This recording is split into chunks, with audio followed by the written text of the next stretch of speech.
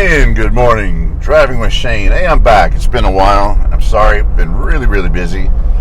Different business ventures going on and other things. So, starting off this morning, it's, what is it today? The 10th? It's Thursday. I believe the 10th of April. January, March, April. It's April, I think. I forgot. You lose track sometimes, you know. I'm on Vietnam Veterans toward Nashville. It's in the morning, making my usual morning commute. Most of these people who just merged on, it's too late to show you. Most of them were in the cheat lane. If you know this area, you know what I'm talking about. Driving the commute past Conference Drive in the mornings. It's 6:46 a.m. right now as I speaketh.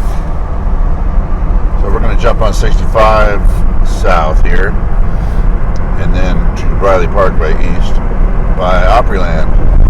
This is my daily route to get to work where I drive for a living. Should be doing more driving, more video shooting during the day when I'm driving at work.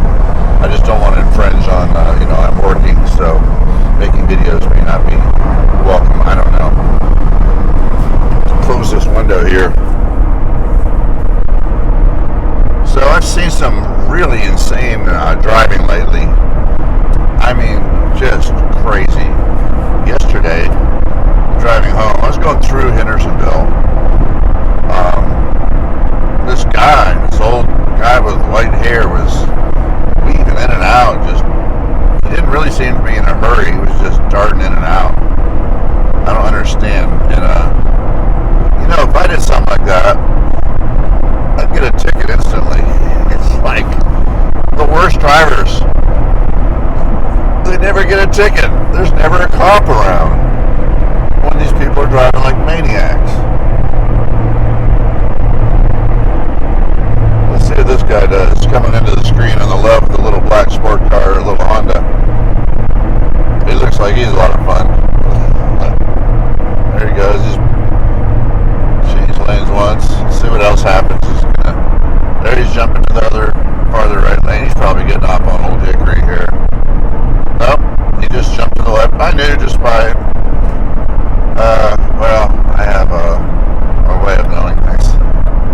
I knew he was going to be a weaver just by the body language of his car. You think that's crazy? Police officers can also often tell you the same thing. When you watch traffic, the cars seem to have a body language. It's really, really weird. Can't explain it. You think that's stupid? No, it's not.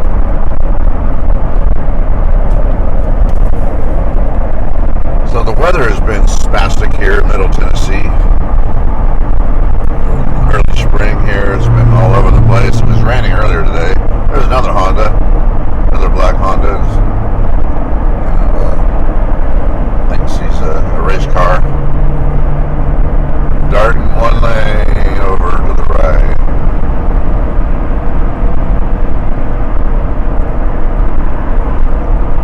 Oh, okay, this guy's gonna pull right in front of me. Thank you. Appreciate that. This white truck. The Jeep. Yeah. Never mind.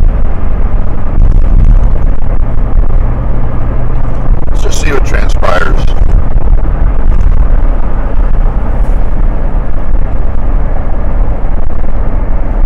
So, yesterday was the biggest stock market boom in a single day, I believe. Yesterday is the day that Trump announced a 90-day pause on the tariffs that he's been threatening, or whatever you want to say. So, the stock market shot up like crazy, and I often play stock options. I'm sad to say I had a call option, if you know what that is, a call option. Two of them earlier in the day. and the market was going down a little bit, so I just got out of them. And I hate to say it, but yeah, I lost about $400. And you know what's worse? If I'd have stayed in my positions, I would have made $8,000 yesterday.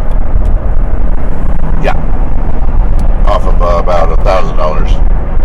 I would have made $8,000 yesterday. But if I had only known, hey, but I guarantee you there's people who did know. People innocent. I'm not accusing Trump or anybody of market manipulation. I'm saying surely Trump discussed this with some people, and those people have friends and family, and they all heard about it, and they put some options out there to make money because they knew the market would shoot up 40, 50, no, I think $50, 40 or 50, man, I don't know what, if you count that post-market, the aftermarket.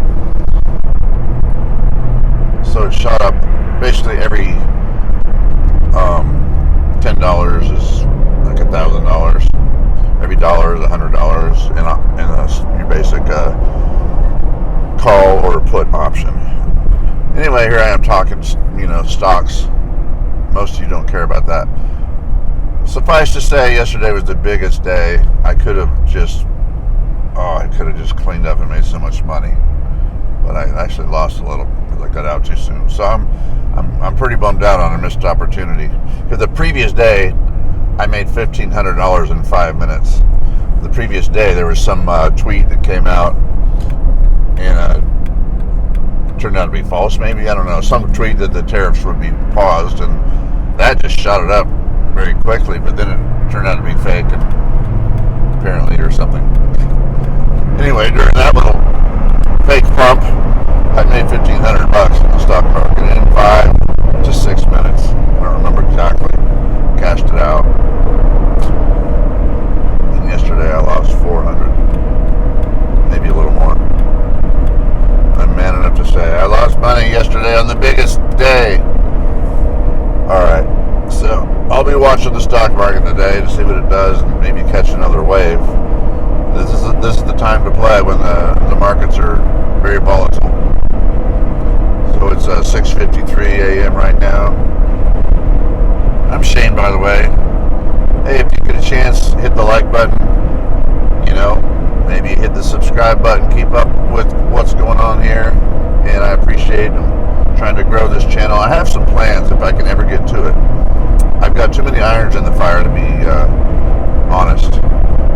I've got, I guess I can tell you, I do woodworking. I also have a band. I also have a full-time job. I also am starting a home church because I believe in home church. That's what was absolutely biblical. Look in the Bible, they were meeting in homes. A lot of people say, well, that's because they were persecuted, and Paul talks about it, or who was it? In the book of Acts, it says Saul was going house to house, persecuting and killing Christians. So, no, the house really wasn't a place to hide. You know why home church is biblical? Is because of the intimacy of one anothering. So, we're called to love one another, speak to one another. In psalms, hymns, and spiritual songs, we're supposed to edify one another.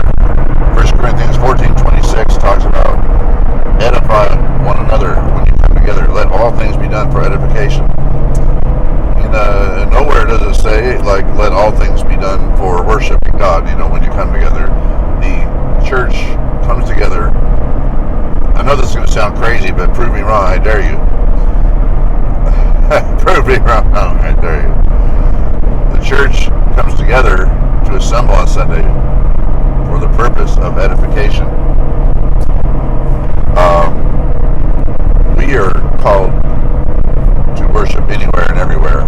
Jesus told the woman at the well, the time is coming and now is where they will no longer worship on this mountain or that mountain. They'll worship in spirit and in truth. That means worship is part of our daily life. It really is.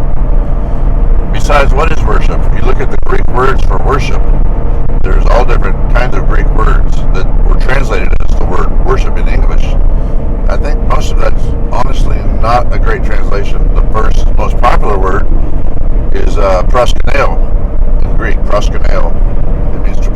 oneself. You see a lot of Christians used to do that, or I should say Jews. In most temple, whether it's a pagan temple or a Jewish temple, whatever, prostrating oneself face to the ground. So proskuneo, we don't do that. That's not really a Christian thing. The second most, that's translated as worship in the English Bible. And latreo, or is it latrea? Latreo. I know a certain amount of Greek, and I can't remember all these words. Enarchi logos, ke o logos in proston theon, ke theos logos. There's some Greek for you right now. That's John 1:1 in Greek. Anyway, latreo, can't remember, is more of a sacrificial on the altar. It's like a sacrificing on the altar thing. So, and that's translated as worship. Just kind of willy-nilly in the Bible. And now, believe me, I'm all about the Bible. So, I'm not bashing the Bible. There are some imperfections in some of the translations, and that's, trust me, I'm not being cynical about it. The Bible translations are very, very good. Very good. There's certain translations that are great. The ESV is great. The LSB is great. NASB is my favorite. King James is really good. Some people are King James only. They think that's the only Bible. I'm like, not true. So please stay away from the Passion translation. That's not a translation. Or the Fire translation, or whatever, any of that nonsense. Alright, I was doing stock talk, now I'm doing Bible talk. What was I talking about? How did I get into the Bible? Oh yeah, house church. Called to edify one another. I'm coming full circle. So we get together for edification. 1 Corinthians 14:26. There's another in Hebrews that talks about where is it? The area where it talks about don't forsake the assembling of yourselves together. Where it talks, and then it says, "Come, edify one another." Basically, it says there. It never says assemble yourselves to worship. It says assemble yourselves to edify one another. There's a man named Tom Wadsworth, W-A-D-S Worth, Wadsworth, Tom Wadsworth. He's been teaching, his videos have become very popular on YouTube, and he's been studying this for 15 years. Why in the Bible does it never mention anything about worshiping when we get together as an assembly? Because that's not the purpose of the assembly. I know that sounds bizarre and heretical to some people, but prove me wrong. Show me in the Bible where it says come together to worship, or when they came together, it just doesn't say it. It doesn't instruct us to get together to worship. It doesn't talk about that they used to get together to worship as a group and, on Sunday morning.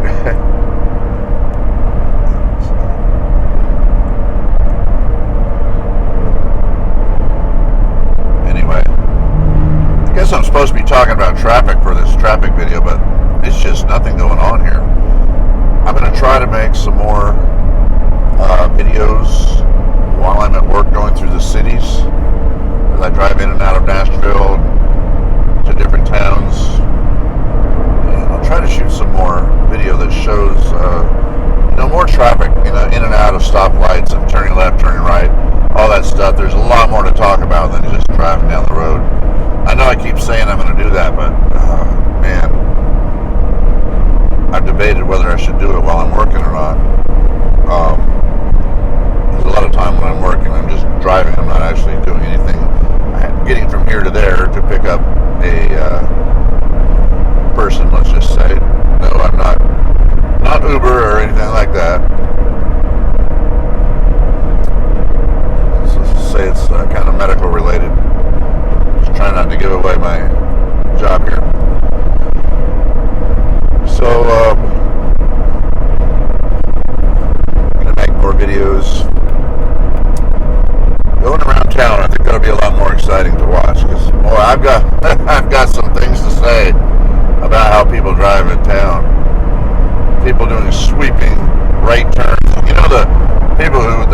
right, and they sweep far to the left, way over the left, even the double yellow line, to turn right, like they're driving a 18-wheeler or something. A person in a little Prius sweeping far left, and then turning right. Like, what are you doing? And then not even using a blinker too to top it off. And you've got people who change lanes as they turn through an intersection. If you're on the inner lane, stay there on the inner lane as you go through. Because people on the other side there might want to get into the other lane. Then it's like, if y'all just stay in your lane, then two lines of traffic can get into that road. You go into that lane, the other person gets into that lane. I'll show you later on. It's hard to explain.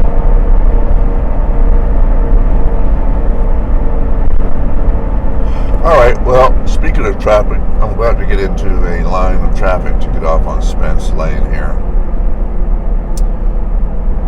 Murfreesboro Road, Spence Lane to Murfreesboro Road. See that Murfreesboro Road? I don't know if you caught it. M-U-R-F-R. You don't put R-F-R together in a word. That is, I don't know who named that or who came up with the name Murfreesboro. How about Murphy's? Murphy. You don't put an R-F and an R together. I'm telling you, it's not how it works.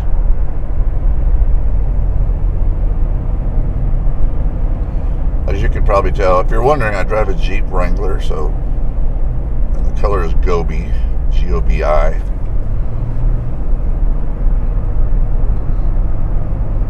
I've got a louvered hood. I had the black louvered hood up there. I had the louver put on about a year ago, which I really love. Yes, a little water gets in there, and no, it doesn't matter. There's my green light. I'm going to sign off. I make it through this light. I made it very easily. All right, signing off. This is Driving with Shane. Don't forget to like and subscribe if you would be so kind. That would help me out a lot. And more videos are coming. Look at those clouds. Oh, yeah.